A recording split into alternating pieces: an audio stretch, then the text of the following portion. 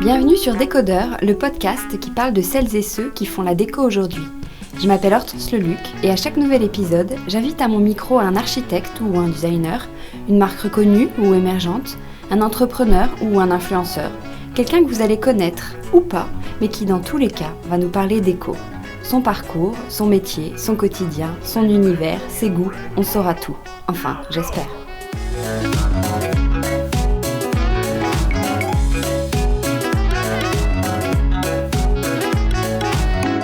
On ne va pas se mentir, nous sommes nombreux à passer du temps sur Instagram. Du temps perdu parfois, c'est sûr, mais du temps gagné pour de belles trouvailles, comme des pépites qu'on aime suivre au quotidien. Aude Christin, alias Aude Joli Jour, en fait partie. J'ai découvert son compte et son univers feutré et féminin il y a quelques mois. Je ne sais rien sur elle, j'ai cru comprendre grâce à ses photos qu'elle était styliste, photographe, décoratrice, influenceuse aussi. Alors j'avais envie de la rencontrer pour en savoir plus sur elle, tout simplement. Bonjour Aude. Bonjour Hortense. Alors je viens de le dire, je sais assez peu de choses sur vous, donc est-ce que vous pourriez dans un premier temps vous présenter, nous raconter votre parcours et nous dire ce que vous faites aujourd'hui ? Avec plaisir.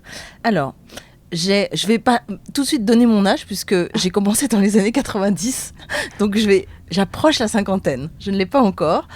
Donc j'ai commencé par les arts appliqués, en design textile. Et tout de suite, je me suis orientée vers la décoration, vers l'habitat et l'intérieur, parce que c'est vraiment ce qui m'intéressait le plus. J'aurais pu faire de la mode, mais non, c'était la déco. Et de là, j'ai eu une première expérience avec Marie-Claire Maison comme styliste déco, avec des rencontres fabuleuses, Daniel Rosenstrauch, Paola Navon, voilà, des grands de la déco qui m'ont un peu traîné partout. Donc c'était vraiment une expérience fabuleuse. J'ai aussi enseigné le design textile, et, l'art plastique et puis l'histoire du tissu. Et puis j'ai tout de suite après enchaîné dans les showrooms où j'accueillais les décorateurs et je faisais du conseil déco en fait. Des showrooms de marque ? Showrooms de marque, alors Boussac et maintenant Pierre Fray. J'ai fait mes premiers stages là-bas où j'ai dessiné. D'ailleurs là il y a même une maquette juste à côté de ce que j'ai dessiné. Et puis du coup après des Italiens, des soyeux, voilà, plus très connus mais à l'époque très connus. Après, je suis devenue maman. Ouais. Et de là, donc, j'ai arrêté de travailler pour me consacrer à mon fils qui a eu des petits problèmes de santé à la naissance. Voilà. Donc, une fois qu'on a passé les caps difficiles, j'ai pu reprendre une activité. Et tout de suite, j'avais un vieux rêve. C'était en fait d'avoir une boutique de déco. Alors, je n'ai pas tout de suite eu ma boutique de déco à Paris. Je l'ai eu après. J'ai commencé, on va dire, petitement, mais pas si petit d'ailleurs, avec un concept store de mode et déco enfant, consacré à l'enfant. J'étais jeune maman, c'était pratique. C'était vraiment l'époque de Serendipity pour celles et ceux qui connaissent. Voilà, et j'ai développé à Orsay, donc là où je suis maintenant, puisque je suis revenue par ici, une petite boutique. Voilà, c'était pratique. Mes parents étaient à côté, ils pouvaient s'occuper de mon fils et moi je pouvais travailler 7 jours sur 7 en fait. Ensuite, mon vieux rêve d'aller à Paris ne m'a pas quittée. Et puis, Léopold était devenu assez grand. Donc, avec mon mari, on a dit, allez, ok, on plaque tout, on vend la boutique et on en trouve une à Paris. Donc, il a fallu trouver un repreneur. Et une fois que j'ai retrouvé un repreneur, j'ai pu me mettre en quête d'une boutique.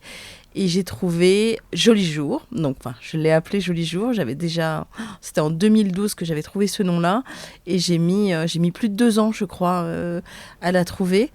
Puis c'était une petite boutique d'angle sur une place à Paris avec une église, un truc comme dans les films.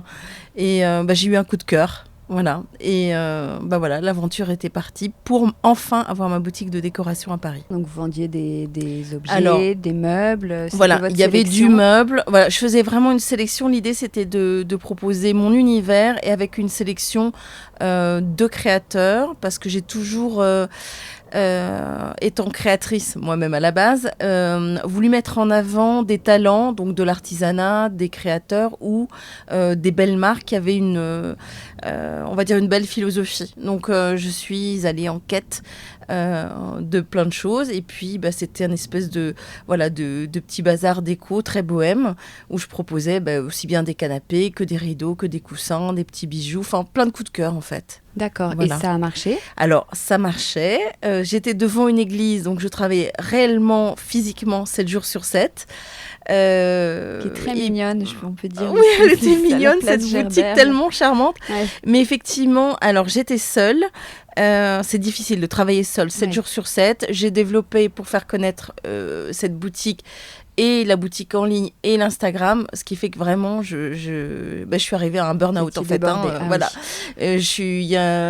Mon corps m'a dit stop.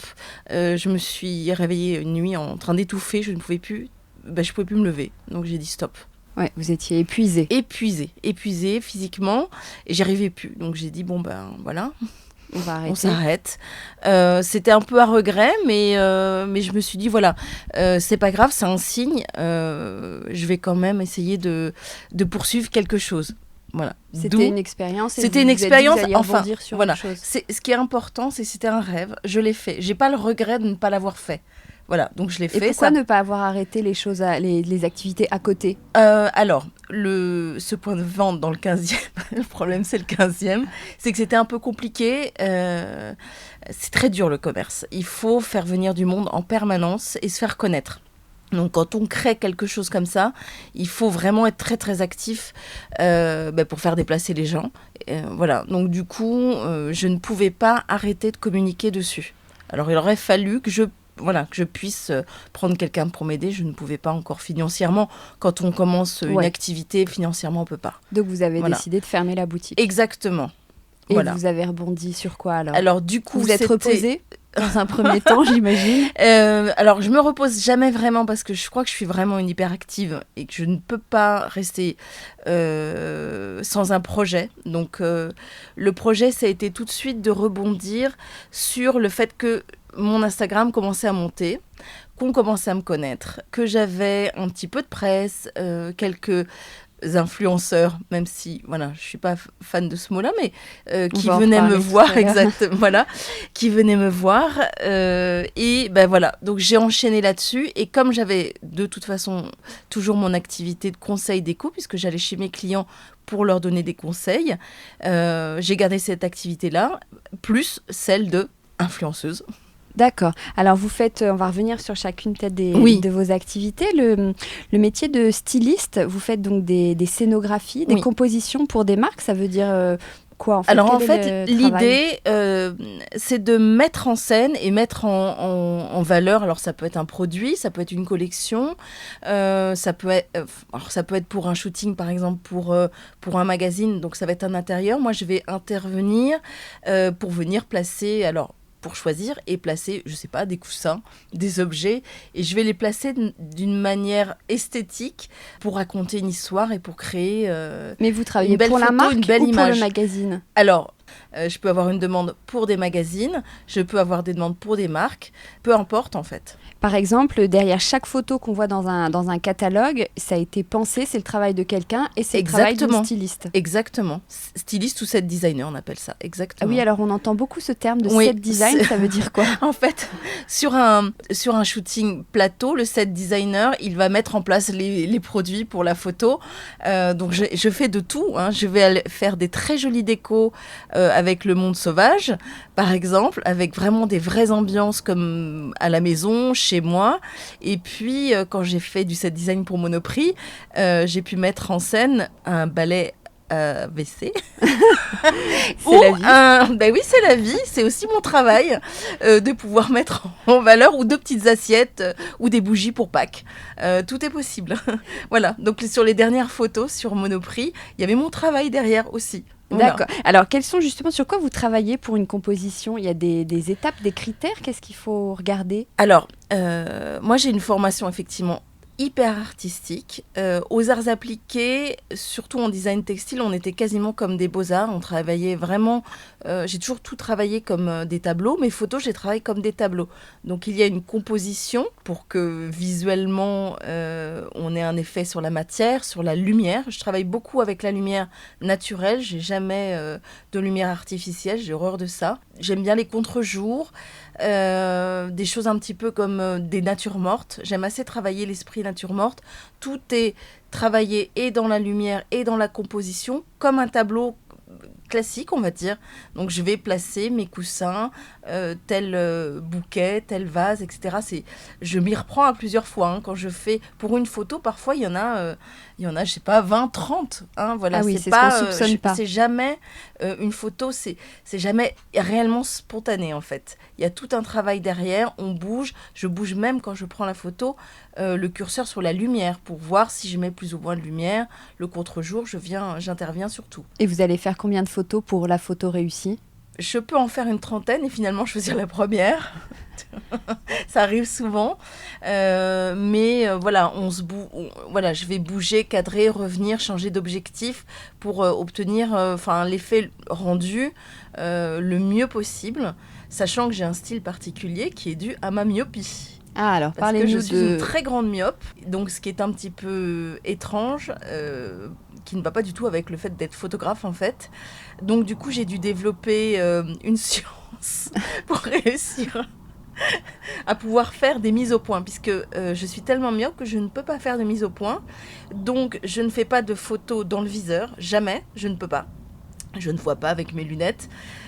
Donc du coup, je suis obligée de faire sur l'écran de contrôle et de faire un zoom par 10 sur la pièce que je veux net, et je fais le net là-dessus, ce qui crée certainement mon style. Et quel est votre style justement ? C'est un style un petit peu avec un espèce de flou, un travail peut-être...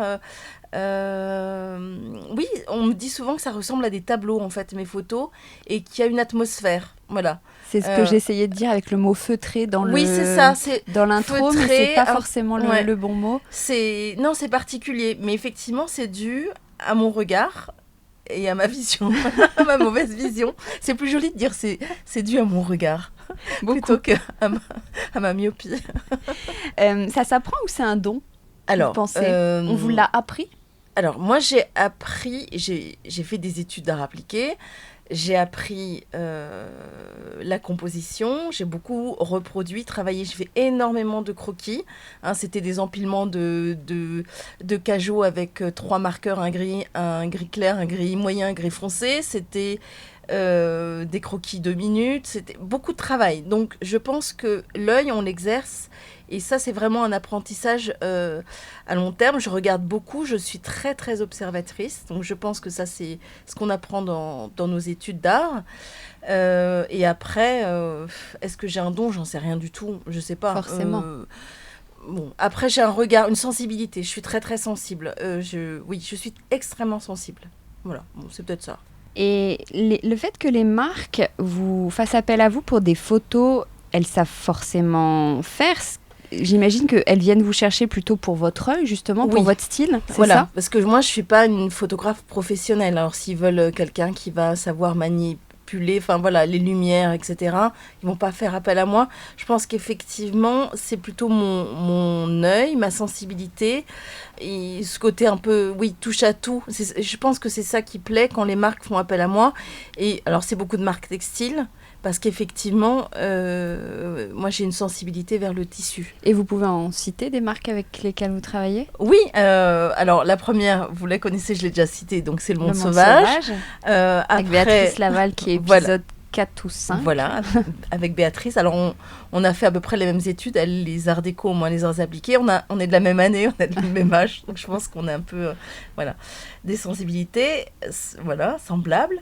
Il y a aussi une autre marque qui est un petit peu concurrente, qui s'appelle En fil d'indienne, avec Fabrice Cotet, et un peu la même histoire que que Béatrice, et j'avoue, j'aime beaucoup aussi son approche et les matières, enfin voilà, les couleurs. C'est toujours moi les matières et les couleurs qui me touchent. Après, il y a eu le papier peint au fil des couleurs. Donc là, on n'est plus sur le textile, on est sur le papier. Comment vous les trouvez ? Sont elles qui vous contactent ou vous démarchez aussi des marques pour proposer vos services ? Il y a les deux. services ? Moi, je suis contactée par des marques. Là, bientôt, va y avoir quelque chose avec G1. Vous allez voir, ça va être un petit coucou. Voilà. Et en général, donc, je suis contactée par les marques. Ou bien, par exemple, pour En Fil d'Indienne, j'ai travaillé avec eux quand j'avais ma boutique. Donc, on se connaissait déjà. Donc, il y avait ce rapport-là. Sinon, je suis contactée par les marques et alors, je les sélectionne quand même toujours en fonction de mes goûts. Il faut que ça corresponde à mon univers, forcément. Il y a plein de partenariats et de choses que je refuse parce que je ne m'y retrouve pas, ça n'a pas de sens pour moi. Et puis, faut qu'il y ait un rapport avec l'artisanat, une certaine éthique, une façon de travailler qui me corresponde, en fait. D'accord.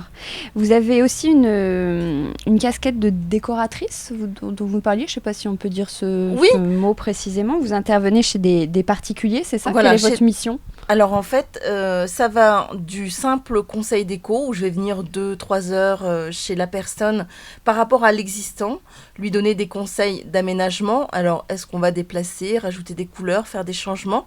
Donc là, je peux donner tout de suite une prescription rapidement.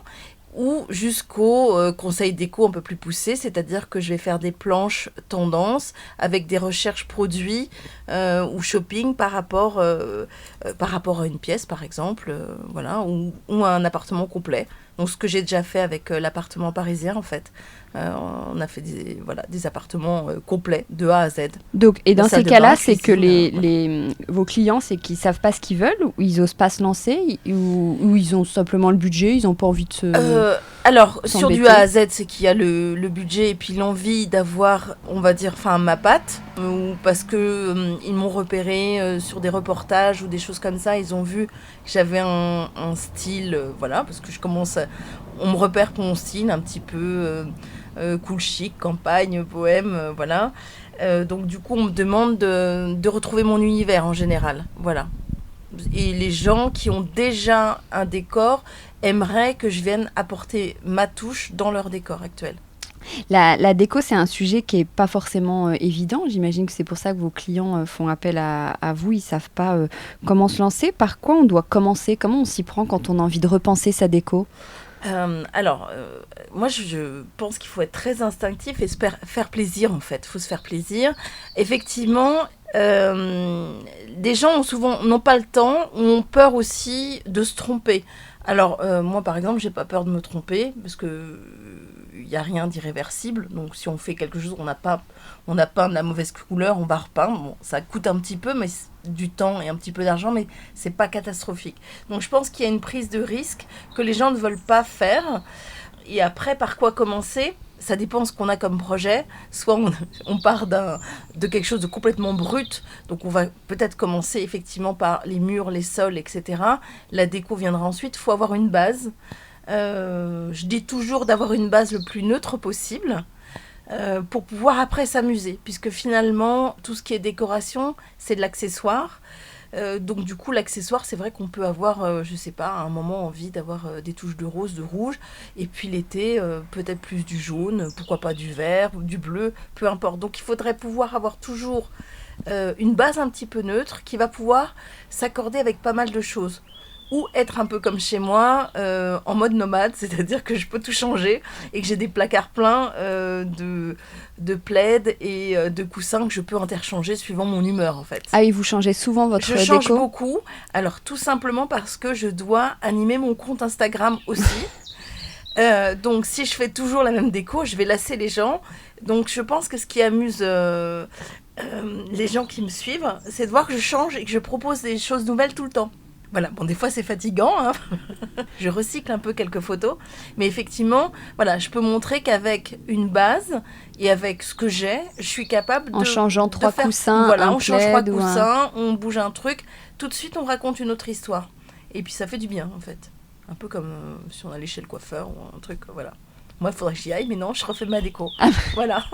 Donc, transition toute trouvée avec Instagram. Vous avez une communauté qui a grandi au fil des mois et des années. Comment elle s'est construite, cette communauté ? Alors, Est-ce que vous l'avez étudié, vous le savez ou... Oh non, j'ai pas vraiment étudié parce que moi je suis complètement instinctive là-dessus. Ça a commencé, je pense, parce que j'ai été découverte par des journalistes qui ont un peu parlé de moi sur les réseaux sociaux. Enfin, en fait, voilà, ça a fait un peu boule de neige, en fait. C'est un peu l'idée. Et c'est le principe des réseaux sociaux. Quand on parle de quelqu'un, voilà. Est-ce qu'il y a eu un élément déclencheur ou c'est vraiment au fil des mois et des années ? C'est venu, ça se fait vraiment de manière complètement naturelle. Hein. Moi, j'ai pas de pic. Alors, j'ai eu un pic quand Elle Déco est venue à la maison me filmer.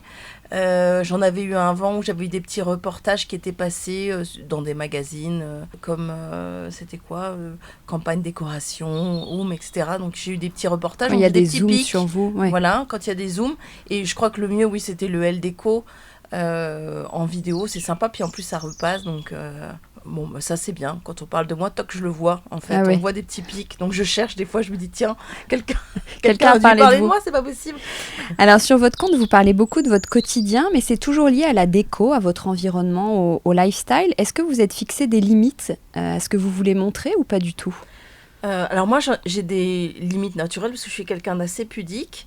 C'est difficile parce que à la fois je suis sur quelque chose où je dois me montrer en permanence et en même temps je déteste me montrer. Je me mets très peu en scène, je me montre pas. Il faudrait peut-être que je le fasse un peu plus, mais en fait j'en vois pas l'intérêt donc je le fais pas. J'aime partager en fait ce qui me fait plaisir. Alors en général c'est plutôt des vues. Moi je m'extasie, je vais dans une rue, il y a un petit jardin, il y a un oiseau qui chante, il y en avait un tout à l'heure. Voilà, ça c'est des choses qui vraiment me transportent. Je suis assez à l'écoute de tout ça. Après je sais que ce qui plaît beaucoup aux gens qui me suivent, c'est de voir mon intérieur. Ouais. Voilà, donc en général, j'essaye de faire plaisir sans pour autant tout dévoiler. Mais je sais que si je mets une vue de mon salon ou de ma cuisine ou de ma chambre, je vais avoir du retour derrière et faire plaisir. Parce que les gens, ils sont là, alors effectivement, pour essayer de trouver l'inspiration. J'espère être inspiratrice parce que c'est plutôt ça que je veux faire. Et ce sont mes inspirations que je partage. Et j'espère, voilà, inspirer les autres. Mais ça reste spontané, parce qu'il y a des algorithmes, il y a des statistiques, on peut savoir les meilleures heures, les meilleurs posts. Est-ce que tout ça, ça vous encombre ou au contraire, vous vous appuyez dessus ? On est obligé d'en tenir compte parce que bien que j'aimerais bien m'en détacher, mais en même temps, il faut quand même être vu. Et cette histoire d'algorithme fait il faut poster à certaines heures pour qu'il y ait du répondant derrière. Plus il y a de répondants et plus effectivement on est vu. Enfin, c'est un petit peu un cercle vicieux. Donc ça demande, d'être...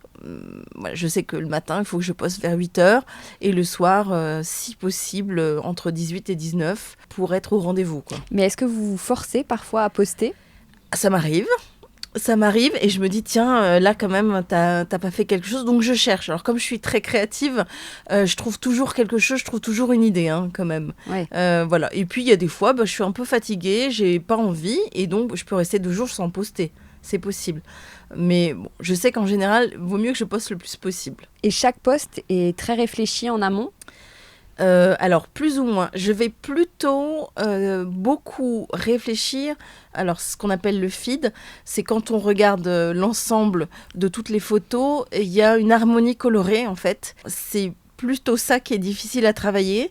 C'est-à-dire qu'il faut qu'il y ait un lien coloré et graphique entre les photos. Qui est très puissant sur votre fil à vous. Voilà, et je le travaille vraiment beaucoup, surtout que je n'ai plus ce système de cadre blanc, parce que des fois, quand on met un cadre blanc, ça permet de pouvoir un peu faire ce qu'on veut, parce que les photos ne se touchent pas. Moi, mes photos se touchent, donc je dois effectivement réfléchir des fois à un gros plan, ou un plan plus loin, un paysage. Voilà, je suis quand même obligée de beaucoup travailler ça. Du coup, je travaille un peu moins les textes, parce que en même temps, je préfère avoir un truc un peu simple, parce que j'aime bien la simplicité. Voilà. Vous êtes sollicité par des marques, on en parlait tout à l'heure, c'est ce qu'on appelle des partenariats. Comment vous les gérez, ces partenariats ? Ça consiste en quoi ? Alors c'est un peu compliqué. C'est un milieu où il y a de plus en plus de personnes qui sont sur les réseaux sociaux pour avoir des cadeaux. Moi, je ne fais pas ça du tout pour avoir des cadeaux. Ou être rémunéré, il y a des postes rémunérés. Oui, non, mais il y en a. Aussi. Alors c'est ça le problème, c'est qu'en fait, le jeu est un peu biaisé. C'est-à-dire que moi, je considère que quand je passe 2 jours à essayer de faire des photos, que je fais un stylisme, que je travaille mes lumières, que je retouche mes photos, etc., c'est un travail. C'est pas en échange de produits. Donc, du coup, beaucoup de marques viennent directement en disant on n'a pas de budget, on a besoin que vous parliez de nous, mais ça sera en échange d'un cadeau, un échange produit. Voilà. Donc, du coup, il faut essayer d'équilibrer les choses, parce que moi, j'ai une société, je paye mon URSSAF, je paye mes impôts, donc effectivement, je suis payée pour mes photos.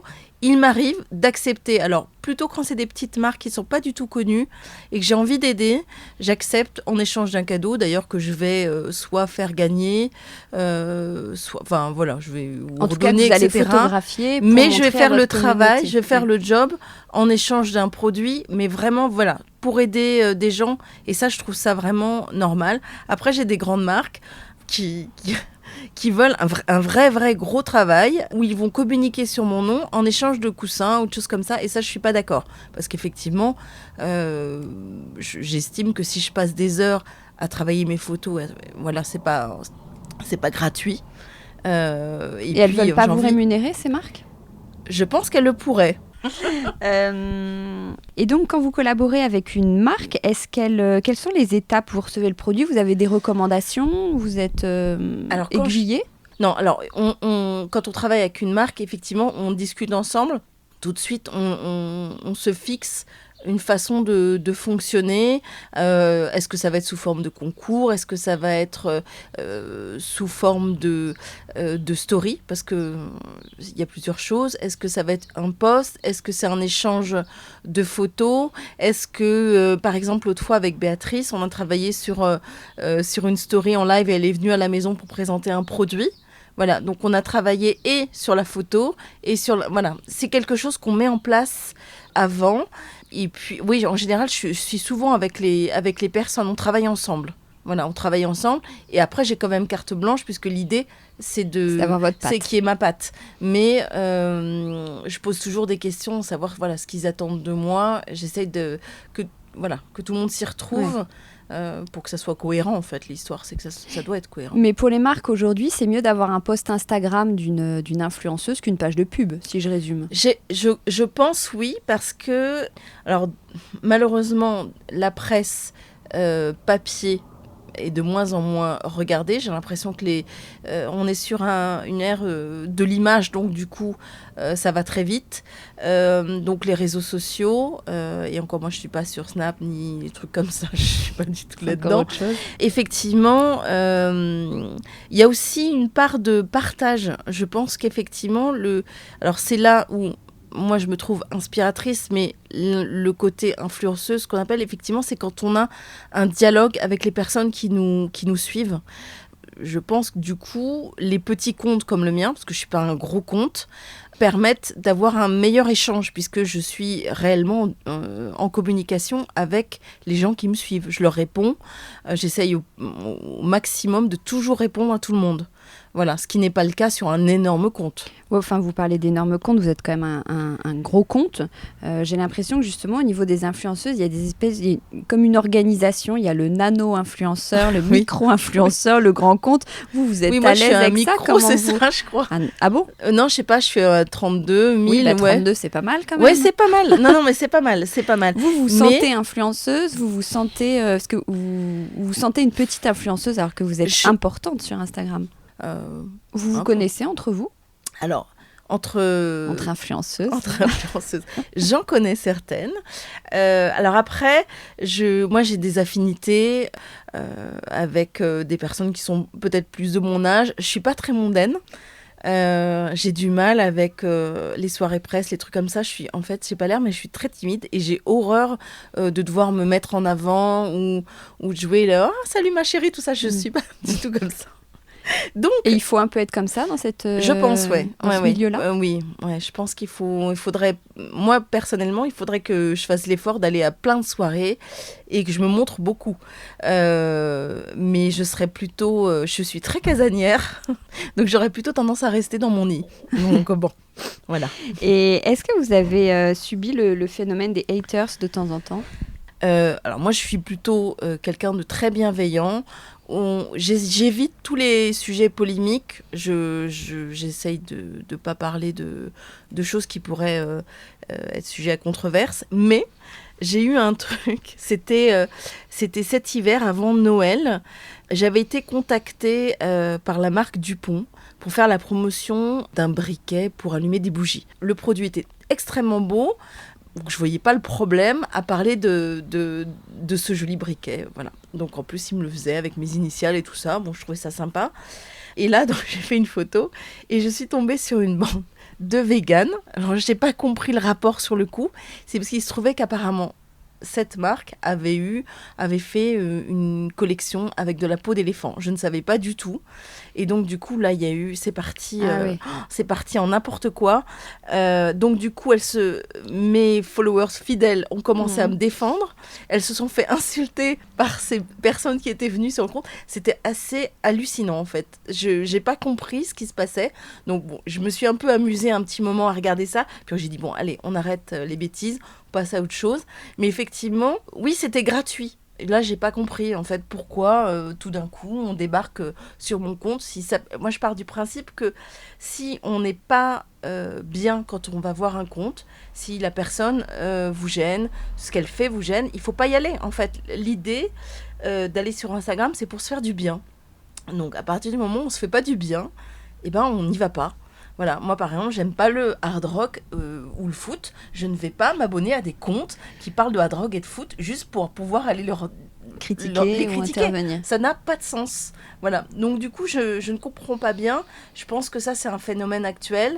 Ça, c'est un autre débat. Ouais, mais effectivement, moi, je suis pas trop touchée par ça parce que je fais pas de sujet à polémique, justement. Mais ça peut arriver. On peut être aussi, du coup, peut-être très neutre, parce que je parle que de choses très... voilà, je ne vais pas toucher au sujet sensible, ni trop personnel. Si j'ai un souci, etc., je ne vais pas en parler. Alors, une seule fois, j'ai parlé d'un sujet un peu personnel concernant mon fils, mais parce que j'avais besoin de recommandations, et ça a été très, très utile, parce que, justement, quelqu'un qui me suivait, formidable, Anna, qui était une ancienne cliente, et qui travaillait, justement, mon fils est 10, voilà, c'est un sujet, on parle beaucoup, c'est pas très grave, hein, mais du coup, elle a pu m'aider, mais quelque chose d'hallucinant. Donc, vraiment... Dans ces cas-là, c'est positif. Mais après, je vais pas m'exposer sur des trucs personnels s'il y a un problème. Aux émotions du jour. Ouais, voilà. Non, je vais plutôt être comique. Moi, je vais plutôt faire la bébête parce qu'il pleut, parce qu'il y a du soleil, ou rigoler là-dessus. Et pourquoi il y a de plus en plus de personnes sur Instagram qui sont amenées à se dévoiler autant? C'est la communauté qui... Alors, les gens adorent ça. Honnêtement, on est tous un peu voyeurs. Et quand je vous disais que ce que les gens aiment, c'est voir chez moi, c'est vrai. Quand j'avais ma boutique au début, j'alternais entre des photos de produits et des photos de chez moi. Et alors, mais dès que je montrais chez moi, pouf, j'avais plein de likes. Et j'ai tout de suite vu, je dis, en fait, ce qui intéresse les gens, c'est pas du tout ce que je vends dans ma boutique, c'est ce qui se passe chez moi.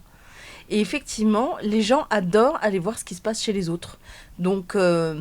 Après, on donne ce qu'on a envie de donner. Hein, voilà. Quand je monte mon salon, je monte pas toute ma vie. Quand je monte ma cuisine, c'est pareil. Oui, voilà. Et j'imagine que certaines influenceuses, du coup, sont portées par ces commentaires, ces likes et ces engagements de toute une communauté. Oui, qui suivent derrière. Voilà. Alors moi, je suis pas à la poursuite de t'es belle, machin, tout ça, comme pourrait l'être une adolescente, etc. J'ai besoin d'avoir, moi, des likes parce que j'ai besoin de faire connaître mon travail et d'avoir un taux d'engagement qui soit suffisamment Oui, parce que la marque, elle attend ça. Parce que les marques attendent ça. Voilà. Mais moi, c'est vraiment professionnel. Je sais que plus je vais avoir de likes et de taux d'engagement, plus les marques vont pouvoir me faire confiance et me confier du travail, en fait. Hein, voilà. Après, je ne suis pas du tout sur une recherche auto-centrée de ce que je fais, etc. Parce qu'au contraire, je serais plutôt à chercher les talents des autres ou les choses extérieures qui vont pouvoir... m'ébahir ou me faire du bien. C'est plutôt une notion de partage que j'essaye de pas trop regarder mon nombril, bien que forcément un petit peu tout le monde. Donc, vous arrivez à décrocher décrocher vous forcez à décrocher je suis toujours un peu dessus parce qu'effectivement il faut répondre, etc. En plus les gens sont très exigeants, il faut leur répondre tout de suite. Et quand on montre quelque chose, il faut tout de suite répondre. En général, après, il n'y a plus de son, plus d'image, mais il faut être tout de suite là.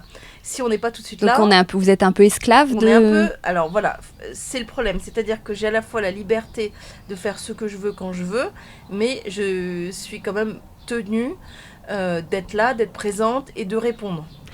Vous avez plusieurs casquettes, là, on en parlait tout à l'heure, Oui. donc, et cette casquette de influenceuse, entre guillemets. Est-ce que je peux vous demander comment vous gagnez votre vie? Quelle est l'activité la plus rémunératrice?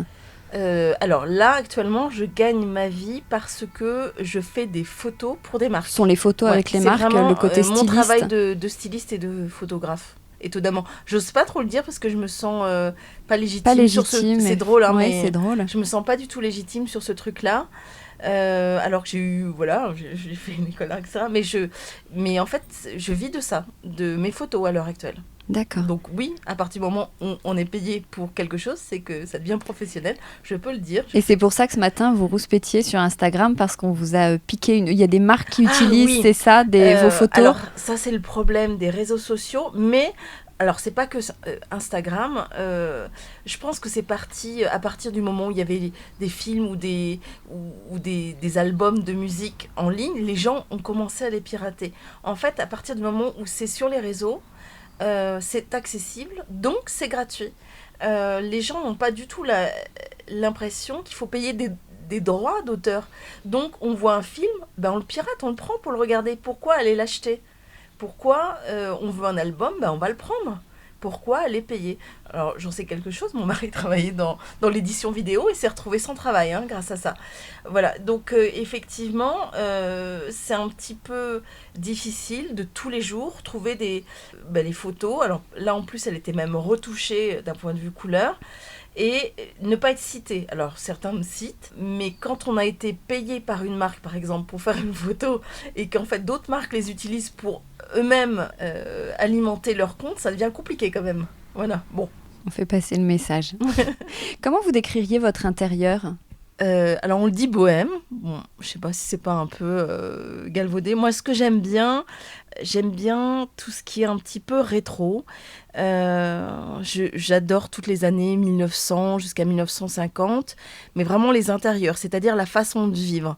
J'avais une cuisine à un moment qui était très 1900, comme la cuisine de mon arrière-grand-mère. J'aurais pu avoir un fourneau, j'avais des petites casseroles émaillées accrochées. J'adore manger dans de la vaisselle émaillée à l'ancienne. Voilà, c'est presque comme un décor un peu rétro. Voilà, j'ai besoin d'avoir une ambiance qui pourrait se rapprocher, pourquoi pas, un atelier de peintre au début du siècle, des choses comme ça. C'est plutôt des atmosphères que j'essaye de retrouver. Alors après, oui, c'est un côté bohème, parce que forcément, si on parle d'atelier de peintre, on pense à la bohème. Donc voilà, oui, c'est bohème, parce que c'est des choses un peu nomades, très simples.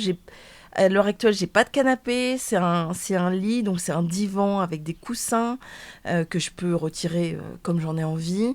J'ai des choses simples, beaucoup de choses chinées aussi. J'aime pas trop les choses neuves. Faut qu'il y ait une âme. J'aime bien les objets qui ont une âme, une histoire, voilà. Quelle couleur vous aimez bien ? Tout de suite, j'ai envie de dire le vert.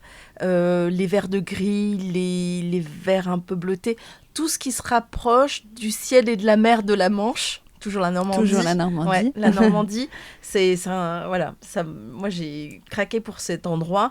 Et la couleur et la lumière, voilà. Donc du coup, c'est des verts de gris. On ne sait pas si c'est bleu, si c'est vert, si c'est gris. Un ton un petit peu comme ça. Et votre matière fétiche ? Le lin.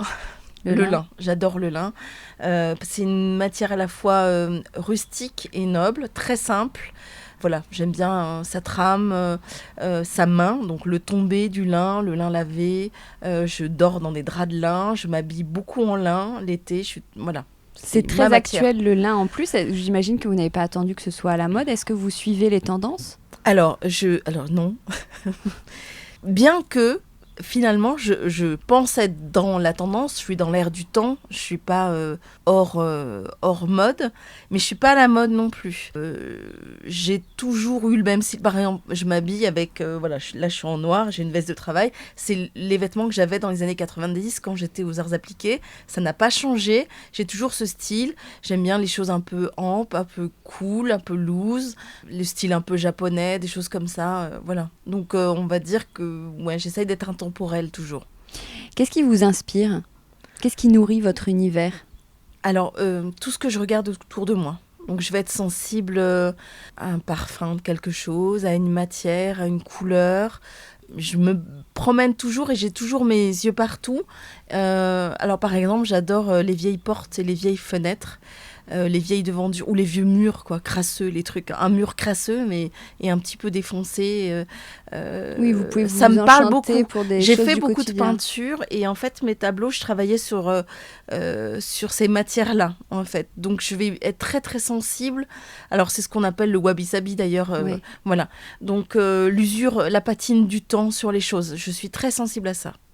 Vous déménagez souvent, donc est-ce qu'à chaque fois vous recréez le même décor, vous repartez de la même base ou ça vous donne de nouvelles envies ? Alors j'adore déménager parce que Tant mieux. je vais encore là bientôt redéménager parce que j'adore créer. Alors déjà j'ai besoin d'avoir toujours des nouveaux projets et comme j'adore décorer, j'adore créer des nouveaux décors avec les moyens du bord et avec le lieu. Alors s'il est très beau, tant mieux. S'il est un peu moche, comme mon appartement actuel et un peu le futur appartement que je vais avoir. Mais c'est pas grave. Je vais toujours aller chercher le petit truc pour essayer de donner une âme au lieu. Voilà. Donc ça, c'est un truc que j'adore faire. Oui, parce que vous habitez souvent, enfin vous communiquez dessus, c'est pas moi qui dis, des petits espaces Oui. que vous rendez très déco, très cocon, très jolis. Quelles sont les astuces justement ? Parce que quand on a un petit espace, on se dit non, on peut négliger alors que pas du tout. Voilà. Vous me Alors, prouvez que non. j'ai peu de moyens et j'habite toujours, voilà, en général dans 60 mètres carrés. J'ai même donc du coup vécu pendant quelques temps dans 35 mètres carrés à 3. C'était notre défi. Chapeau, oui. Alors par contre, ça a été un petit peu un moment problématique parce que ça commençait, quand on approche la cinquantaine, de vivre comme un étudiant, c'est un peu dur. Mais on devait dormir dans le salon, avec une cuisine ouverte, donc là c'était un peu compliqué. Mais justement, si on habite dans un endroit qui est un peu fade, on va dire, pour être gentil, ou un peu trop petit, on a toujours plein d'astuces pour le rendre beau et essayer d'agrandir l'effet. Là, actuellement, mon salon fait 12 mètres carrés. Le précédent faisait aussi 12 mètres carrés, 12 ou 13 mètres carrés, ce qui est vraiment petit pour un salon. Et pourtant, j'ai bien un espace canapé, une bibliothèque avec une télé, une grande table. J'ai réussi à caser tout ça. Mais par contre, voilà, j'ai des meubles bas, j'ai une table qui est plus étroite. Voilà, il y a toujours des astuces qui permettent de tromper visuellement l'effet et finalement d'avoir toutes les fonctions dans un lieu où on a l'impression qu'on pourrait mettre finalement rien. Ouais. Oui, c'est possible.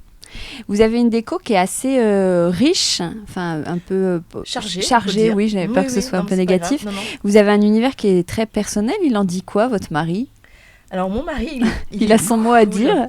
Il a toujours son mot à dire. Quand il n'aime pas quelque chose, il me le dit. Ça, non. Voilà. Je lui demande toujours d'ailleurs, est-ce que ça ? Hop, il me dit oui, il me dit non. Il me suit parce qu'il sait que je vais créer quelque chose de très cocon en fait. Le fait d'avoir plein d'objets, plein de livres, j'adore par exemple typiquement une petite pièce avec une énorme bibliothèque remplie de livres mais qui déborde là, dans tous les sens, avec un fauteuil, une petite lampe, une cheminée et un bon petit tapis, un chat sur les genoux, enfin c'est génial quoi. Un chat sur les genoux. Ouais, obligatoire. Je suis désolée. Hortense, t'aimes pas les chats ? C'est un petit peu la raison pour laquelle nous sommes dans un garage. Parce que c'était la question du jour. Mais pourquoi sommes-nous dans mon garage ? J'ai 2 chats. Ouais. Mais voilà, pour moi, c'est une notion, les livres et les petits fouillis. J'aime pas, j'ai du mal avec les endroits trop bien rangés, trop aseptisés. Pour moi, ça... Alors qu'on se dit qu'il vaut mieux décharger quand on habite dans un petit espace. Eh bien, en fait, alors en même temps, c'est hyper organisé mon truc, parce que je remets systématiquement tout à sa place, parce que visuellement, j'ai placé les choses, en fait, pour que visuellement, il se passe quelque chose. Si tout de suite, effectivement, si on laisse un peu traîner du fouillis, ça fait vite encombrer. Ouais. Donc, en fait, voilà, j'ai une discipline sur le rangement, mais effectivement, j'ai plein d'objets qui créent une atmosphère cocon, mais c'est en fait hyper organisé. Super, on va terminer avec les questions à Watt 1000. Allez. Question à 15 €, le prix d'une casquette Roland Garros. Donc, on a vu que vous étiez multicasquette. Si vous étiez à la Sécu et que vous deviez vous définir en un mot ou un adjectif, ce serait lequel ?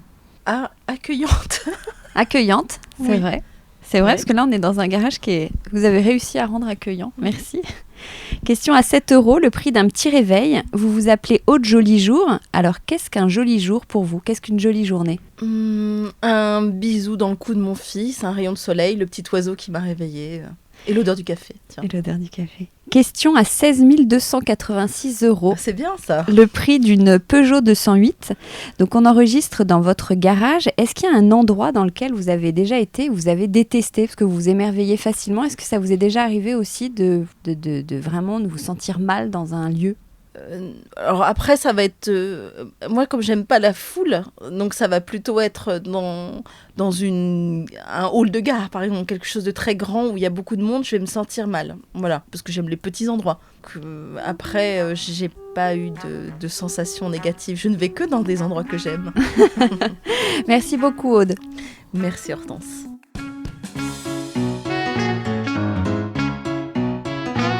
Décodeur, c'est terminé pour aujourd'hui. Merci pour votre écoute. J'espère que cet épisode vous a plu.